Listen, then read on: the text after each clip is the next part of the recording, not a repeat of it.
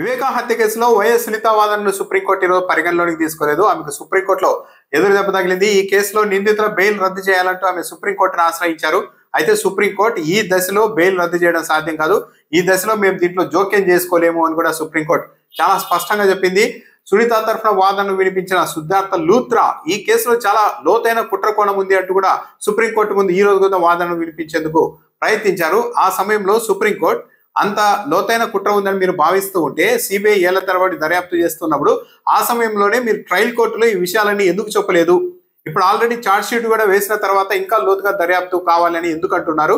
మీరు already bus miss అయ్యారు, ఈ కేసులో ఛార్జ్ షీట్ ను కూడా సిబిఐ దాఖలు చేసింది అంటూ సుప్రీంకోర్టు స్వయంగా వ్యాఖ్యానించింది. కాబట్టి ఇప్పుడు ఈ దశలో మేము ఏమి చేయలేమని కూడా సుప్రీంకోర్టు చెప్పింది. దాంతో పాటు ఈ కేసు విచారణ మొదలవగానే సిబిఐ తరఫున అడిషనల్ సొలిసిటర్ జనరల్ ఈ కేసులో సిబిఐ దర్యాప్తు ముగిసింది, ఇక దర్యాప్తు చేయడానికి ఏమీ లేదు అని కూడా సుప్రీంకోర్టుకు స్పష్టంగా వివరించారు. అయితే దర్యాప్తు అయితే ముగిసింది, సిబిఐ అయితే ఇక దర్యాప్తు చేయడానికి ఏమీ లేదు, కాకపోతే మీరు ఏదైనా ఆదేశాలు ఇస్తే దాన్ని ఫాలో అవడానికి కూడా మేము సిద్ధంగా ఉన్నామని కూడా సుప్రీంకోర్టు ముందు సిబిఐ తరఫున అడిషనల్ సొలిసిటర్ జనరల్ చెప్పారు. ఈ మొత్తం వ్యవహారంలో మరింత దర్యాప్తు కావాలి అన్న అంశంలో కూడా తాము జోక్యం చేసుకోలేమని సుప్రీంకోర్టు చెప్పింది. మీకు మరింత దర్యాప్తు అవసరం అని అనుకుంటే వెళ్ళి ట్రయల్ కోర్టులోనే తేల్చుకోండి అని సునీత తరఫు న్యాయవాదికి సుప్రీంకోర్టు స్పష్టం చేసింది. సో తదుపరి దర్యాప్తు కావాలి అంటే ట్రయల్ కోర్టులోనే పిటిషన్ వేయాలని సునీతకు సూచించిన సుప్రీంకోర్టు ఒకవేళ సునీత అలాంటి పిటిషన్ వేస్తే ట్రయల్ కోర్టు తన నిర్ణయాన్ని, అంటే దర్యాప్తు ఇంకా కొనసాగించాలా లేదా అన్న దానిపై ట్రయల్ కోర్టు తన నిర్ణయాన్ని 8 వారాల్లో వెల్లడించాల్సి ఉంటుంది అని కూడా సుప్రీంకోర్టు చెప్పింది.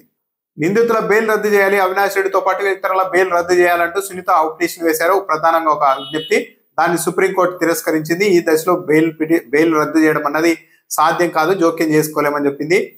సో సిబిఐ అయితే ఇక దర్యాప్తు ముగిసింది, ఇక నిర్ణయం మీదే అని కూడా సుప్రీంకోర్టు వివరించారు. ఆ సమయంలో కూడా ఇంకా దర్యాప్తు కొనసాగించాలా లేదా అన్న దానిపైన కూడా ఆదేశాలు ఇచ్చేందుకు సుప్రీంకోర్టు సుముఖత చూపలేదు.